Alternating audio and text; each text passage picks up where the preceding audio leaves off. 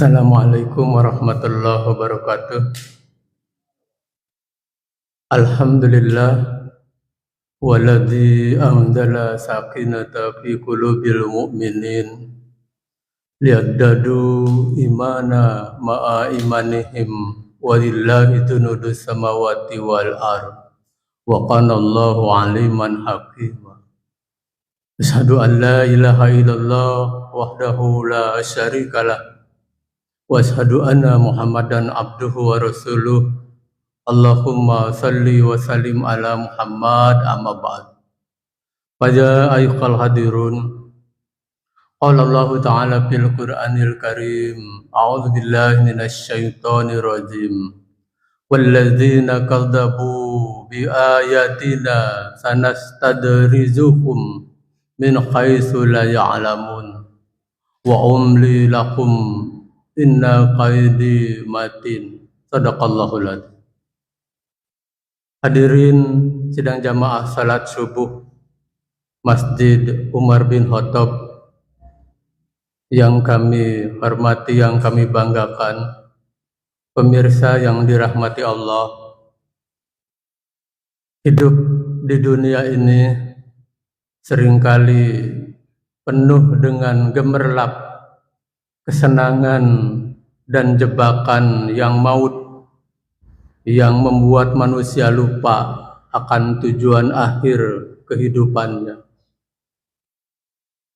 Ujian hidup itu bukan hanya hal-hal yang terkait dengan kemiskinan, kemelaratan, dan juga kepapaan di dalam menghadapi kehidupan. Jadi kegemerlapan, kesenangan, kemewahan, kemakmuran hidup yang dialami oleh setiap manusia bisa jadi itu merupakan ujian pula. Manusia seringkali disibukkan dengan mengejar harta, jabatan, dan popularitas hingga lalai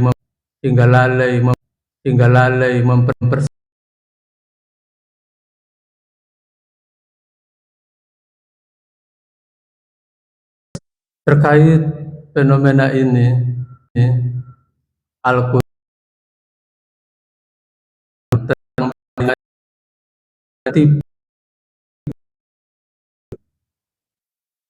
setiap napas yang kita hirup, setiap langkah yang kita ambil, dan setiap rezeki yang kita dan dari rahmat Allah yang tak terhingga. Karena itu, marilah kita senantiasa mengucapkan Alhamdulillahirabbil alamin sebagai bentuk syukur agar kita terhindar dari jebakan istidraj. Kali ini kita memang membahas tentang nikmat yang menjerumuskan dan kebinasaan. Pemirsa yang dirahmati Allah, apa itu istidraj? Istidraj adalah pemberian kenikmatan yang berangsur-angsur Allah berikan kepada seseorang yang terus-menerus dalam kemaksiatan. Kenikmatan ini diberikan agar orang tersebut semakin jauh dari kebenaran dan pada akhirnya terjerumus dalam kebinasaan. Mereka yang diuji dengan istidraj seringkali merasa bahwa segala kenikmatan yang diperoleh adalah tanda kemuliaan dari Allah. Padahal sebaliknya, mereka sedang dihina secara perlahan.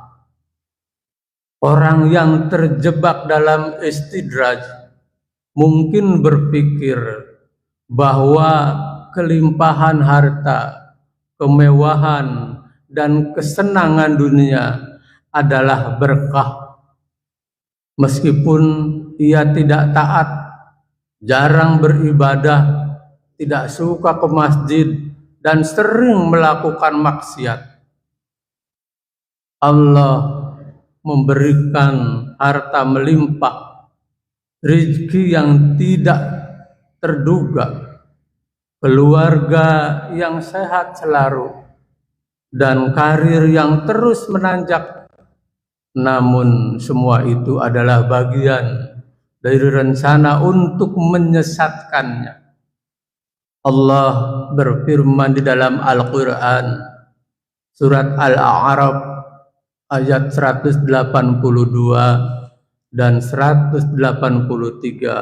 A'udzu billahi minasyaitonir rajim. Walladzina kadzabu biayatina sanastadrijuhum min haitsu la ya'lamun wa umli lakum inna qaidi matin. Dan orang-orang yang mendustakan ayat-ayat kami akan kami biarkan mereka berangsur-angsur ke arah kebinasaan dengan cara yang tidak mereka ketahui, dan aku akan memberi tenggang waktu kepada mereka. Sungguh rencanaku sangat teguh. Pemirsa yang dirahmati Allah, terkait dengan makna istidraj. Kata istidraj berasal dari kata daraja, yang berarti bertahap atau pelan-pelan atau perlahan-lahan. Istilah ini merujuk pada proses di mana seseorang diberi nikmat materi secara terus-menerus, tetapi kenikmatan spiritualitasnya dicabut tanpa ia sadari. Dengan cara ini, ia semakin terperosok dalam maksiat tanpa menyadari bahwa dirinya sedang dijauhkan dari rahmat Allah. Rasulullah Shallallahu Alaihi Wasallam bersabda yang artinya, jika kamu melihat Allah memberikan kemewahan dunia kepada hambanya yang suka melanggar perintahnya, maka itulah yang disebut dengan istidraj. Hadis riwayat Ahmad. Lalu bagaimana bentuk-bentuk istidraj dalam kehidupan? Istidraj dapat muncul dalam berbagai bentuk dalam kehidupan sehari-hari. Ini perlu kita refleksikan. Jangan-jangan kita ini sedang beristidraj. Karena itulah kita perlu melakukan perenungan, sebab kita harus bisa terhindar dari perilaku yang benar-benar menyimpang, yang tidak disukai oleh Allah, oleh Rasul-Nya, dan pada hakikatnya juga manusia tidak suka dengan istidraj itu. Mari kita tengok. Yang pertama, kekayaan yang melimpah. Mungkin di antara kita ada yang sedang kaya. Salah satu bentuk istidraj yang paling umum adalah kekayaan yang melimpah.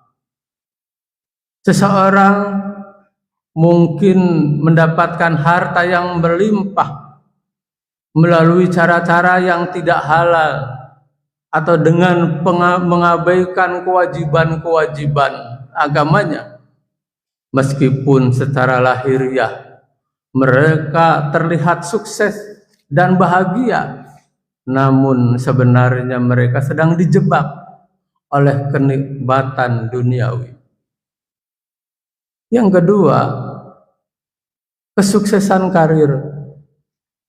Istidraj juga bisa muncul dalam bentuk kesuksesan karir yang luar biasa.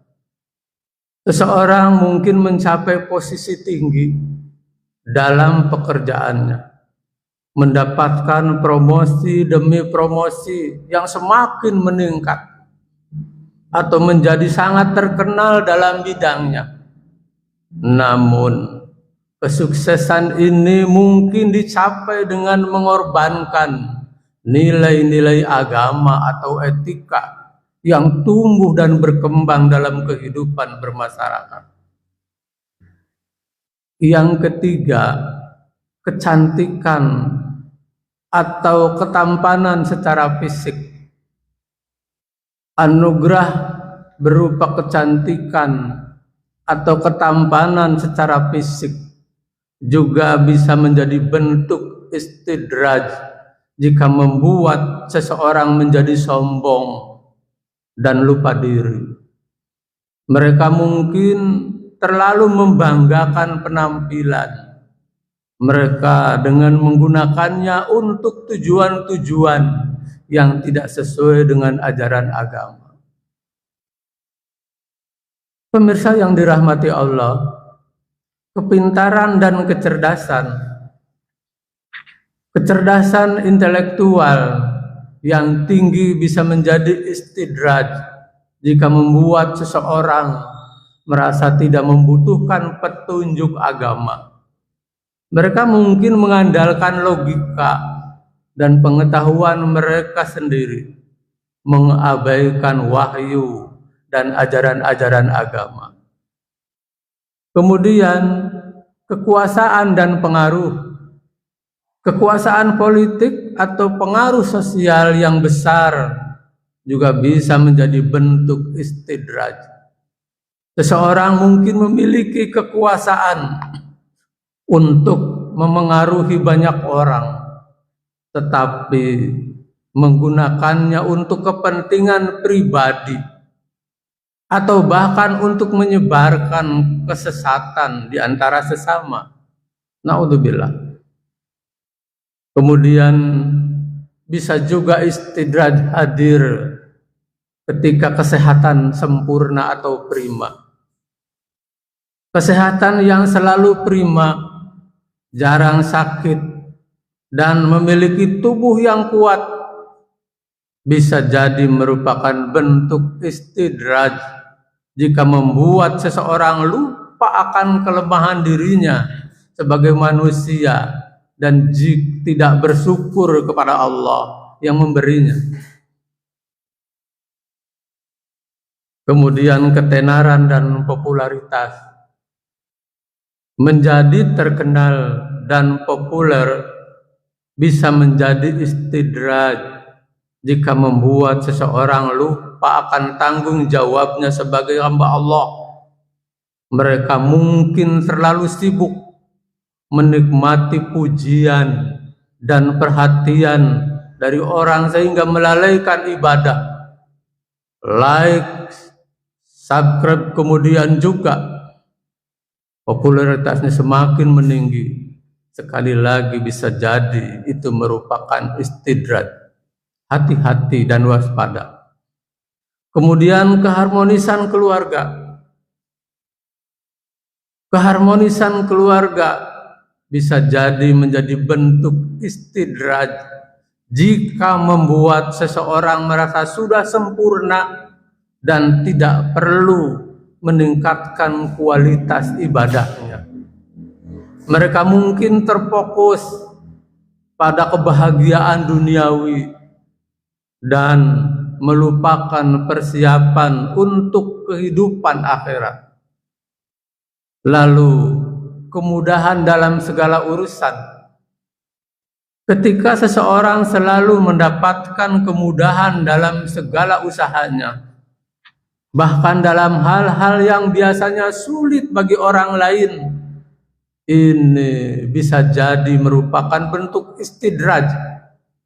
Mereka mungkin menjadi terlalu percaya diri dan lupa bahwa semua kemudahan itu adalah pemberian dari Allah, bukan semata pada kemampuannya.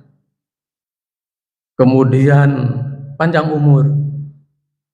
Kita yang sedang berumur berapa, perlu kita perhatikan. Umur yang panjang bisa menjadi nikmat, tetapi juga menjadi istidraj jika membuat seseorang terus-menerus menunda taubat dan perbaikan diri. Mereka mungkin merasa masih punya banyak waktu untuk memperbaiki diri di masa depan, padahal tidak ada yang tahu kapan ajal akan menjemput.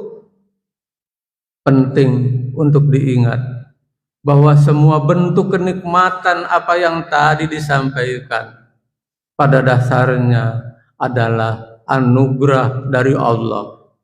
Yang menjadikan istidraj adalah sikap dan respon kita terhadap kenikmatan tersebut. Jika kenikmatan itu membuat kita semakin dekat kepada Allah dan semakin bersyukur, maka itu adalah nikmat yang sebenarnya, nikmat yang seenyaknya, nikmat yang sebetulnya. Namun jika kenikmatan itu membuat kita semakin jauh dari Allah dan semakin lantuk kenikmatan yang diterima orang yang tertimpa istidraj tidak akan membawa keberkahan. Sebaliknya, ia semakin jauh dari jalan yang benar hingga akhirnya ditimpa ajab yang tiba-tiba.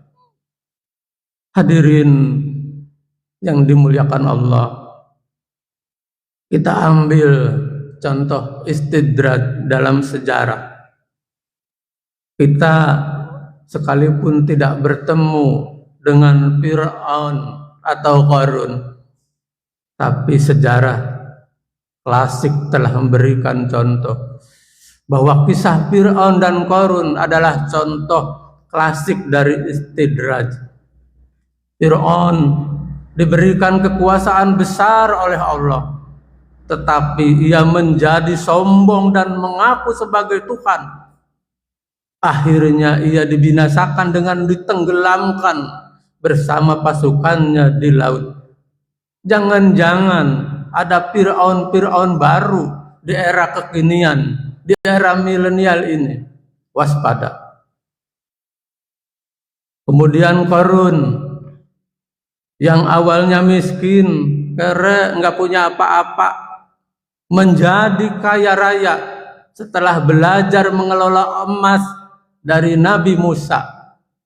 Tetapi ia lupa akan Allah dan tenggelam bersama hartanya. Makanya kita mengenal dengan istilah harta Qarun, harta yang tenggelam dalam perut bumi, yang sering dikejar-kejar orang.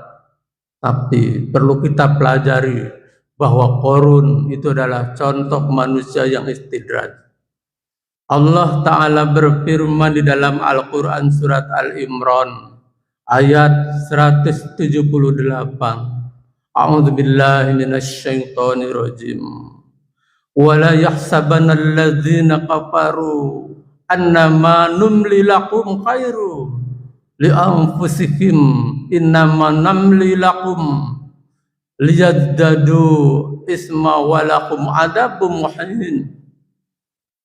Dan janganlah sekali-kali orang-orang kafir menyangka bahwa pemberian tenggang waktu kami kepada mereka adalah lebih baik bagi mereka. Sesungguhnya kami memberi tenggang waktu kepada mereka hanyalah supaya bertambah dosa mereka dan bagi mereka azab yang menghinakan.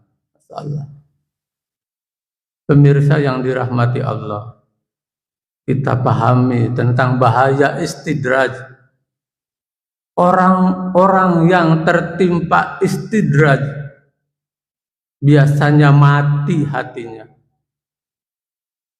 Mereka tidak merasa bersalah ketika meninggalkan ketaatan dan tidak menyesali dosa-dosa yang telah mereka lakukan. Mereka terlena dengan nikmat yang Allah berikan tanpa menyadari bahwa semuanya hanyalah ujian. Orang mukmin akan merasa takut jika mendapatkan banyak kenikmatan dunia, tetapi keimanannya semakin berkurang. Ini bisa jadi pertanda bahwa ia sedang diuji dengan istidraj.